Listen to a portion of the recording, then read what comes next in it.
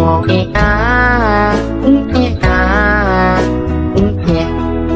been a really, really messed up week. Some days torture, some days better. La la la, la la la. Nah, jadi Wak, ternyata ritual ini tuh ya sama kayak keramat dua. Kalian pasti pernah dengar ritual pati genih kayak keramat dua nih. Ritual pati genih ini adalah menguburkan manusia secara hidup-hidup, dimana prosesnya persis seperti menguburkan orang mati seperti biasa. Assalamualaikum warahmatullahi wabarakatuh. Terima kasih sudah klik video ini. Oke Wak, jadi di hari ini aku akan kembali lagi membawakan kisah horor Wak part 195. Pasti di antara kalian udah pada nungguin kan KHW ini tayang 2 kali seminggu ya kan? Ngapa nggak 2 kali seminggu kayak dulu Nadia 2 kali seminggu lah? Tahu aku kalian pengennya kayak gitu Wak. Ini aku mau coba ingatin lagi buat kalian yang mungkin ketinggalan informasi. Setelah KHW Nusantara kemarin tuh selesai Wak, segmen hari Minggu ini akan kami selingi dengan segmen-segmen yang lain, macam segmen kriminal, segmen biografi atau sejarah ya kan? Kita punya 2 segmen ini loh. Hey, halo, gantian juga lah Wak sama yang lain biar nggak ngebulot tak kalian tuh asik dapat asupan horor terus. Yang penting kan KHW tetap dapat 2 hari Minggu dalam sekali.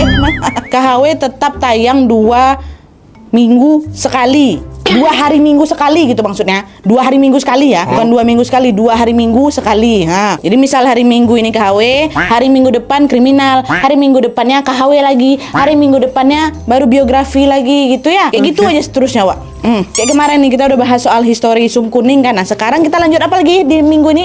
KHW gitu ya. Kasihlah kami juga bernapas dikit obo nyari KHW itu. Udah lah ya. Udah ya gitu ya. Berarti KHW dapat di 2 hari Minggu dalam sekali.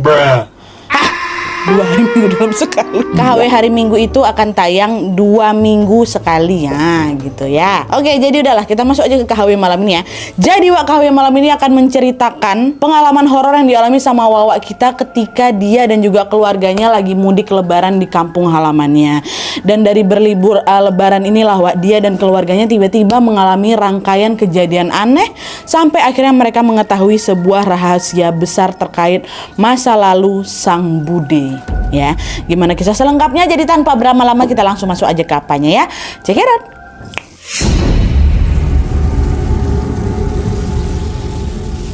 Oke Wak, jadi kisah yang akan aku ceritakan malam ini dikirimkan sama Wawak kita yang bernama Meli dari Jakarta. Halo Meli. Nah, jadi kisah ini bermula ketika Meli berencana untuk mudik lebaran ke rumah neneknya yang ada di Solo, Jawa Tengah Wak. Nah, awalnya Wak, keluarga Meli ini sudah merencanakan pulang kampung sejak lama. Tapi pas mendekati hari H, mama sama kakaknya Meli ini nggak jadi ikutan mudik ke Solo. Pada saat itu mamanya tetap stay di Jakarta untuk menemani kakaknya Meli yang kebetulan harus bekerja pula waktu lebaran tuh ya kan. Alhasil pada saat itu yang bisa pulang ke kampung cuma Meli sama bapaknya aja. Kita sebut aja namanya Pak Doni ya. Nah, berdua beranak aja nih akhirnya balik karena udah bilang sama nenek di kampung kami balik lebaran. Dibanding nggak jadi ya udahlah Pak Doni sama Meli aja nih yang menjadi perwakilan dari keluarga. Mama stay lah itu di sana di Jakarta tuh ngawanin kakaknya kan. Nah, supaya suasana mudik ini nggak sepi-sepi kali, Nadia waktu itu bapak aku memutuskan untuk mengajak keluarganya yang lain. Dan ternyata ada nih 4 orang yang memang setuju diajak pulang kampung bersama dengan mereka berdua. Mereka berempat ini adalah keluarga kecilnya Tante Meli. Yang pertama ada Tante Mona, terus Om Rizal suaminya Tante Mona, terus Devi anaknya mereka berdua. Terus ada satu lagi nih. Nah, dia ini adalah budenya Meli, kakaknya papa Nadia, namanya Bude Susi. Dan perlu diingat Wak, menurut keterangannya Meli, Bude Susi ini memang merupakan penderita gangguan jiwa dan memang sudah pernah dirawat di rumah sakit jiwa Nadia sebanyak 2 kali. Tapi meskipun sudah dibawa berobat, keadaan Bude Susi ini belum juga menunjukkan tanda-tanda membaik gitu loh. Alhasil dia pun harus mengkonsumsi obat-obatan yang memang diresepkan sama dokter supaya penyakit gangguan jiwanya itu nggak kumat lah gitu, maksudnya biar bisa terkontrol lah gitu Wak ya. Nah, kayak inilah Bude Susi itu kan. Nah, akhirnya ikutlah nih mudik. Nah, di sepanjang perjalanan Meli sama keluarga itu sebenarnya juga sempat merasa khawatir Wak kalau Bude Susi ini kumat secara tiba-tiba. Kata si Meli nih Wak ya, kalau pas lagi kumat-kumatnya Nadia, Bude Susi ini biasanya bakal ngamuk-ngamuk, teriak-teriak histeris gitu sampai bisa mengganggu orang sekitar lah. Kami juga panik kalau misalnya dalam perjalanan ini kayak gimana, cuman mau ditinggal juga nggak tega kayak gitu kan. Dia juga mau ketemu sama mamanya di Solo. Dan akhirnya kami bismillah aja minta perlindungan Allah, kasih obat, dan alhamdulillahnya kekhawatiran itu juga tidak terjadi Wak, karena di sepanjang perjalanan Bude Susi tampak tenang dan bisa mengontrol dirinya sendiri. Aman lah pokoknya. Dan dari sini Pak Doni pun bisa mengendarai mobilnya dengan sangat lancar sampai akhirnya mereka sampai dari Jakarta ke kota tujuan mereka yaitu di Solo, Jawa Tengah dengan tenang. Tapi Pas memasuki area rumah nenek nih Nadia, entah kenapa Bude Susi yang semula tadi kan tenang-tenang aja kan, tiba-tiba gelisah dia. Nggak enak dia kan kayak ada gini-gini dia. Nah terus secara tiba-tiba dia menepuk bahunya adiknya Pak Doni nih, cepetan, cepat bawa mobilnya, kata gitu. Iya mbak, iya ini udah sampai kok, tenang mbak, kata dia. Cepat, teriak dia. Malah macam anak kecil yang lagi marah-marah tuh loh, macam nggak sabar kali udah mau nyampe rumah mamanya. Tapi meskipun demikian, Meli dan keluarganya berusaha untuk memaklumi perilakunya Bude Susi, yang namanya juga orang dengan gangguan jiwa kan, Wak, ya kadang-kadang bisa kumat kayak gitu. Ya udah kami tenangin aja dia. Dan akhirnya setelah nyampe di rumah, Bude Susi masih terus bersikap aneh, Wak. Dia waktu itu nengok ke arah langit-langit rumah tuh karena dia dengan tatapan takjub gitu, tapi kayak bingung juga. Kayak gitulah pokoknya, Wak. Dan tidak lama setelah itu Bude Susi ngelengos saja, dia masuklah ke dalam kamarnya, dibantingnya pintunya, biar kayak gitu. Tapi lagi-lagi keluarga kami membiarkan hal itu dan masih berpikir ya sudahlah biarin, toh juga yang penting Bude ini nggak ngamuk histeris nih, udah biar aja di dalam kamar gitu ya. Udah nih, udah nyampe rumah nenek, udah bersiap-siap mau lebaran lah gitu pokoknya kan. Selama tinggal di rumah nenek, semua berjalan normal seperti biasanya aja, Wak. Bude Susi juga jarang kambuh nih, dan seolah-olah juga menikmati hari-harinya di rumahnya sana. Walaupun menurut Tante Mona, tantenya si Meli yang ikut mudik tadi, setiap malam ini Bude Susi kelihatan selalu mengalami rep-repan atau suka ketindihan kayak gitu. Kalau ditanya nggak nyambung kayak gitu, cuman Tante Mona ini nengok kayak Bude Susi ini suka rep-repan gitu kan. Dan meskipun demikian, mereka tetap berpikir kalau hal itu terjadi karena memang faktor obat yang sedang dikonsumsi sama Bude Susi. Tapi sayangnya dugaan itu salah besar, Wak. Karena sejak ketindihan itu Bude Susi ini mulai bersikap jauh lebih aneh lagi. Dan selain itu juga Meli, si Wawa kita ini mulai nih mengalami serentetan teror yang tidak akan pernah dia lupakan seumur hidupnya. Baru itulah aku diteror. Nah jadi, Wak, teror itu bermula ketika pada suatu malam yang merupakan malam terakhir sholat taraweh di bulan puasa. Nah ceritanya waktu itu bapak aku, Pak Doni, Tante Mona, dan semua keluarga yang ada di rumah nenek itu bergegaslah pergi ke masjid buat melaksanakan sholat berjamaah. Tapi waktu itu aku nggak ikut, Nadia lagi halangan aku. Jadi di rumah itu aku tinggal sama siapa? Tinggal berdua ya sama Bude Susi. Bude Susi juga nggak pernah dibawa sholat keluar gitu loh, Wak. Nah terus tepat sebelum meninggalkan rumah, tiba-tiba saja Pak Doni, bapaknya si Meli ini, memberikan sebuah cincin yang terbuat dari batu giok, warnanya biru muda kayak gitulah Nadia. Terus Pak Doni ini bilang ke aku, "Dok, sini duduk bentar. Kamu dengerin bapak ya.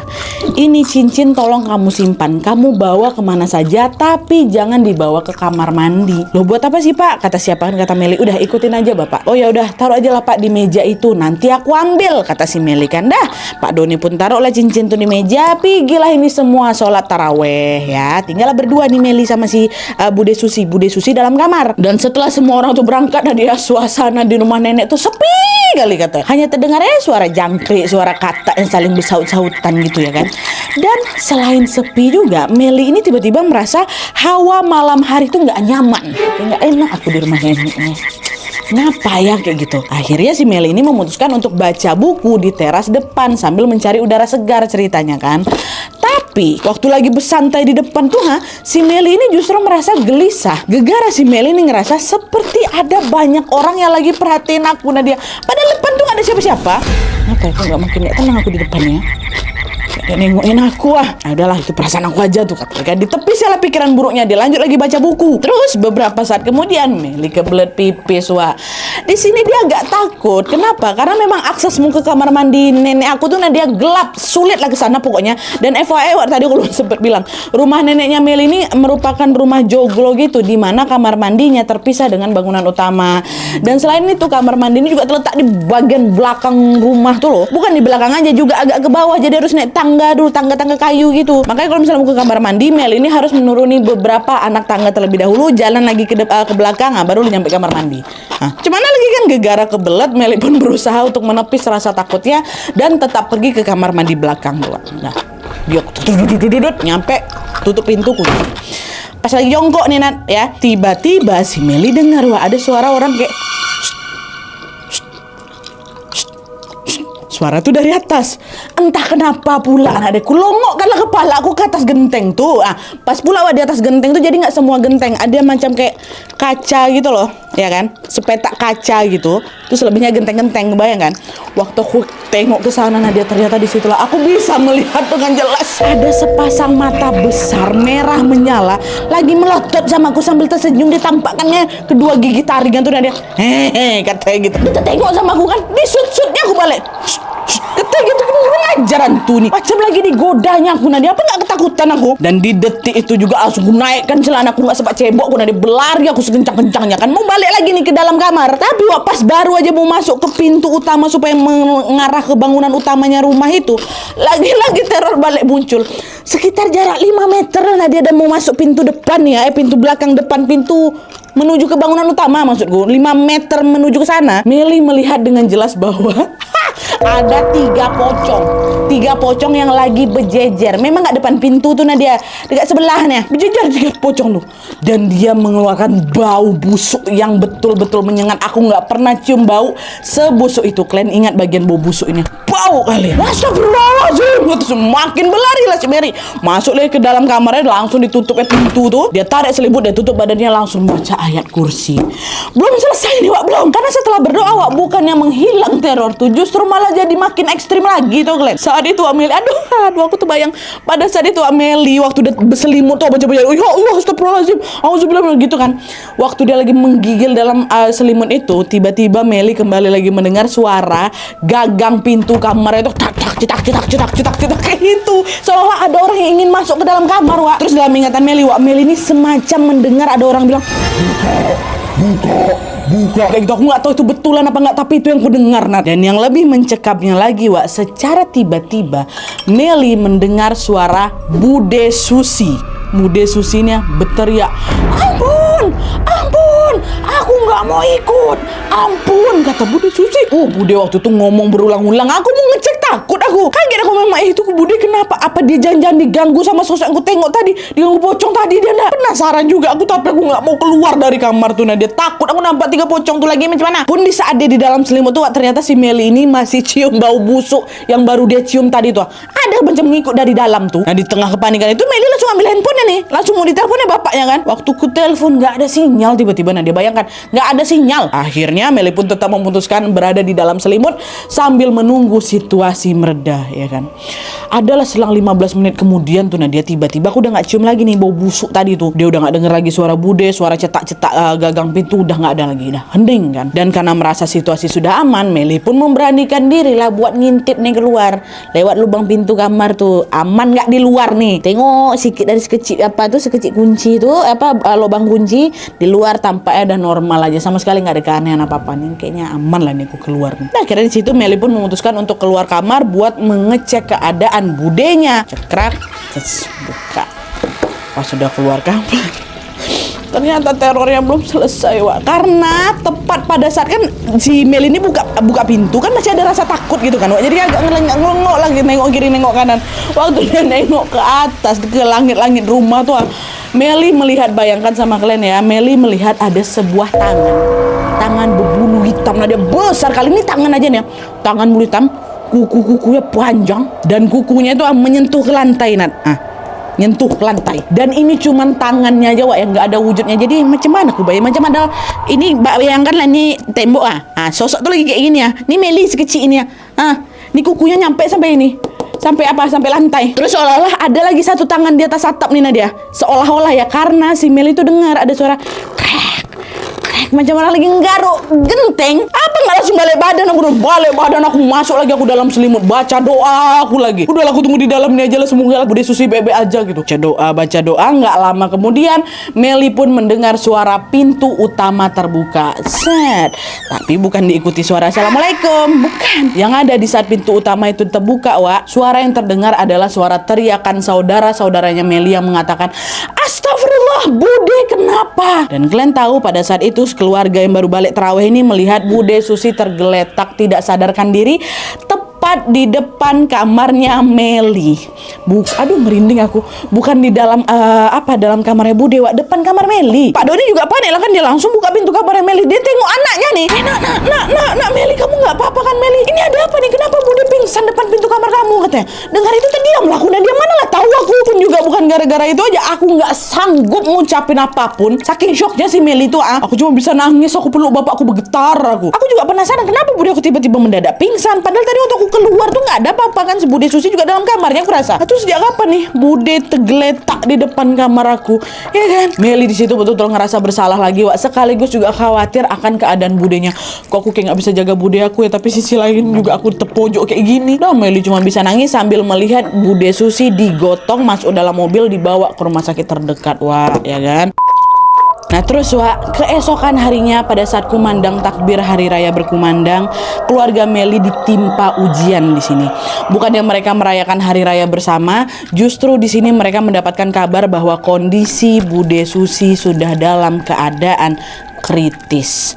Bahkan di titik ini, Wak, Bude Susi sudah nggak sadar dan sudah tidak bisa merespon apapun. Bayangkan sama kalian. Sampai akhirnya dokter pun memanggil Pak Doni dan bilang, Bapak, menurut saya Ibu Susi ini harus segera dibawa ke rumah sakit lain yang jauh lebih baik daripada di sini, Pak. Di sini peralatannya kurang lengkap. Saya takut terjadi sesuatu dan kami belum bisa menanganinya. Baik, Pak, kalau gitu saya akan sampaikan ke saudara-saudara saya dulu, kata Pak Doni kan. Udah tuh akhirnya keluarga Pak Doni pun berunding, dan hasil dari rundingan itu pun akhirnya diputuskan bahwa Bude Susi harus dibawa pulang ke Jakarta dan diobati di sana saat itu juga. Ya udahlah, sekalianlah kita pulang yuk. Semoga di sana kita dapat fasilitas yang lebih canggih gitu kan, pikir mereka keluarga ini. Akhirnya Bude Susi pun dibawalah dengan menggunakan ambulans ditemani sama Om Rizal. Sementara Meli, Pak Doni, bapaknya, Tante Mona sama Devi, anak Tante Mona ini tetap naik mobil pribadi mereka yang dikendarai sama Pak Doni. Jadi 2 mobil iring-iringan. Dah lah kan. Sampai di sini mereka kembali lagi ke Jakarta tanpa sempat merayakan lebaran di rumah nenek. Nenek juga ngerti-ngerti aja, ya udahlah, selamatkanlah anakku kayak gitu. Tapi waktu itu nenek nggak ikut, Wak, karena nenek kan udah tua kayak gitu kan. Nah, selama di jalan pulang itu Meli ini udah berkali-kali ditanyain soal kronologi sebelum Bude Susi ini ditemukan pingsan kemarin. Bapaknya sama tantenya penasaran orang sama Meli, kok di rumah tuh kenapa Bude Susi bisa kayak gini sampai kritis loh, Wak. Bapaknya Pak Doni itu sudah membujuk sedemikian rupa, tapi waktu itu Meli memilih tetap bungkam.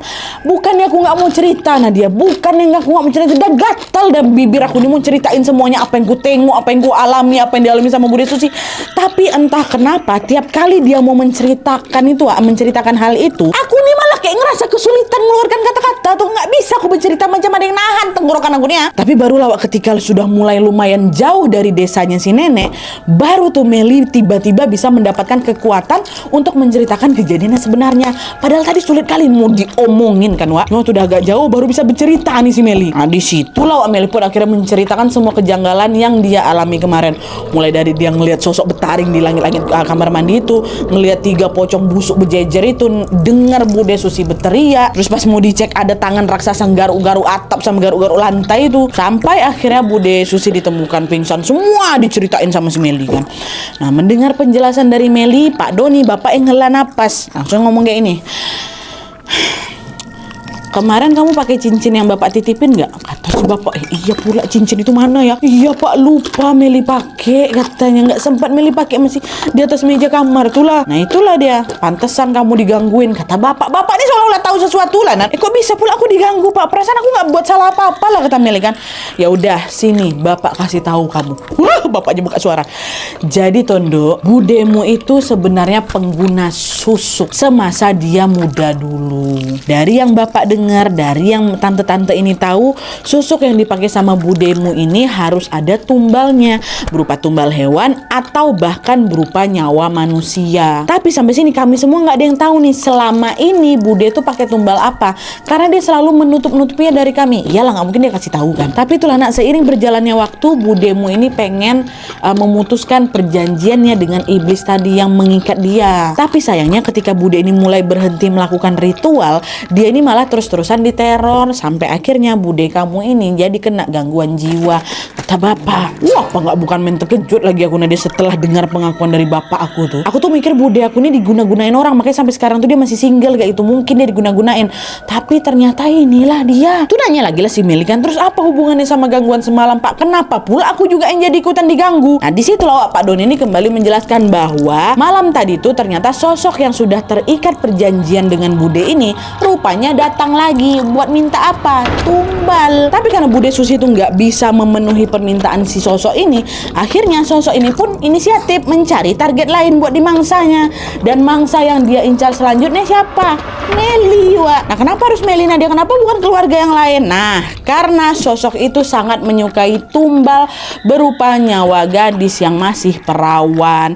Itulah kenapa Meli ini yang dijadikan target, Wak. Karena malam itu cuma aku aja yang masih perawan di rumah tuh Nadia. Nah tuh kenapa nggak jadi diambil nyawa si Meli waktu itu Nat? Nah kalau kata bapaknya karena waktu itu Meli udah dikasih cincin giok tadi itu Nadia sama Ewa, makanya sosok tadi itu justru terpental dan tidak bisa mendapatkan Meli. Terus karena gagal menumbalkan si Meli, sosok itu pun akhirnya mengambil jiwanya bude sebagai gantinya. Jiwanya ya, bukan nyawanya. Dan selain itu Wak, Meli ini juga baru tahu bahwa ternyata di malam itu sebelum pulang ke Jakarta, bapak nih Pak Doni ini sempat datangin tetua adat di sana yang memang lumayan terkenal lah di desanya nenek. Waktu itu Pak Doni bilang ke si tetua ini kan, Pak saya minta tolong lah Pak, Bapak tolonglah selamatkan nyawa kakak saya ini. Entah kenapa saya yakin penyakit dia ini bukan penyakit biasa Pak, kata Pak Doni kan. Nah dengar hal itu tetua ini nggak langsung jawab Wak, dia terdiam tuh cukup lama kan, sambil akhirnya dia bilang, Pak Doni saya nggak bisa bantu karena jiwa Susi sudah tertahan di alam lain. Kalau memang kamu ingin saudaramu ini selamat, dia harus melakukan ritual patih genih. Patih genih itu ritual apaan? Nah jadi Wak, ternyata ritual ini tuh sama kayak keramat dua. Kalian pasti pernah dengar ritual patih genih kayak keramat dua nih. Ritual patih genih ini adalah menguburkan manusia secara hidup-hidup, dimana prosesnya persis seperti menguburkan orang mati seperti biasa. Tapi ada juga nih yang dikubur setengah badan aja, tergantung situasi kondisi lah Wak. Pokoknya yang jelas ritual ini dilakukan dengan tujuan agar orang yang jiwanya diambil oleh iblis dikembalikan lagi ke dalam raganya. Jadi macam proses pindah alam gitu lah Wak. Setelah tahu tentang ritual pati geni, Pak Doni nggak mau lah, langsung ditolaknya usulan itu karena Pak Doni pun nggak mau ambil resiko. Oh mungkin lah aku mau nguburin kakak aku hidup-hidup, kalau nanti dia kenapa-napa gimana gitu kan. Dan akhirnya itu lah Wak, Pak Doni pun jadi nggak jadi minta bantuan tetua adat tadi dan memilih untuk membawanya ke Jakarta. Pada saat itu mereka semua sekeluarga besar ini sepakat memilih jalur medis untuk perawatan Bude Susi. Udahlah kita pilih aja jalur aman daripada nanti musyrik kayak gitu. Nah singkat cerita akhirnya Bude pun sampailah di Jakarta. Bude Susi langsung dibawa ke salah satu rumah sakit terbaik Wak yang ada di Jakarta, kata si Meli. Tapi sayangnya keadaan Bude Susi juga tidak kunjung membaik. Sejak pingsan di Solo di depan kamarnya si Meli itu, sampai akhirnya tiba di Jakarta, Bude Susi sudah dalam keadaan koma. Dan hal itu berlanjut selama berbulan-bulan ke depan sampai tibalah suatu hari di mana keluarganya Meli harus menerima kenyataan bahwa Bude Susi dinyatakan meninggal dunia. Innalillahi wa inna ilaihi raji'un. Meninggal Bude Susi, Wak. Jadi suara terakhir yang ku dengar dari Bude Susi itu ngomong ya waktu tolong ampun aku nggak mau ikut. Nah itulah. Dan anyway setelah meninggal Wak, Bude Susi pun dimandikan dan dikafani sebagaimana proses pemakaman seperti biasanya. Saat sejak pertama kali dimulainya prosesi pengurusan jenazahnya Bude Susi, sebenarnya semua berjalan dengan lancar Nat. Gak ada keanehan apapun yang menimpa Bude aku. Tapi ternyata keanehan itu baru muncul pada saat proses pemakaman berlangsung. Kata Meli Wak, pada saat itu Meli mencium, Meli aja nih ya, Meli tiba-tiba mencium kembali bau busuk yang tidak henti-hentinya muncul di tengah penguburan jasad Bude Susi. Dan bau busuk itu ternyata adalah bau yang sangat-sangat persis seperti bau busuk yang Meli cium ketika bertemu dengan 3 pocong di rumah nenek tadi. Aduh, astagfirullahaladzim. Itu baunya. Aku udah gak pernah cium lagi bau itu, tapi waktu si Bude Susi dikuburkan aku cium bau itu lagi. Nah menurut Meli nih Wak ya, kemungkinan besar bau itu ada hubungannya dengan perjanjian yang sudah Bude Susi lakukan dengan sosok iblis tadi itu. Astagfirullahaladzim. Oke Wak, jadi itu tadi cerita tentang pengalaman horor yang dialami sama Meli. Melalui cerita ini, Meli ini ingin menyampaikan satu pesan buat kita semua, yaitu jangan pernah kalian memakai atau melakukan perjanjian dengan ilmu hitam, walau apapun tujuannya. Karena ketika sekali saja kalian sudah terikat perjanjian dengan iblis Wak, maka kalian akan sulit melepaskan diri dan sangat-sangat mungkin berujung pada hilangnya nyawa secara sia-sia. Udahlah meninggal dalam keadaan kurang baik, nanti pasti kena azab pula Wak di akhirat. Astagfirullahaladzim, na'udzubillah min zalik. Jangan ya, syirik itu namanya. Semoga kita semua senantiasa dijauhkan dari hal-hal buruk, dan semoga arwah Bude Susi dimaafkan oleh Allah Subhanahu wa taala dan diberikan tempat yang terbaik di sisinya. Amin ya rabbal alamin.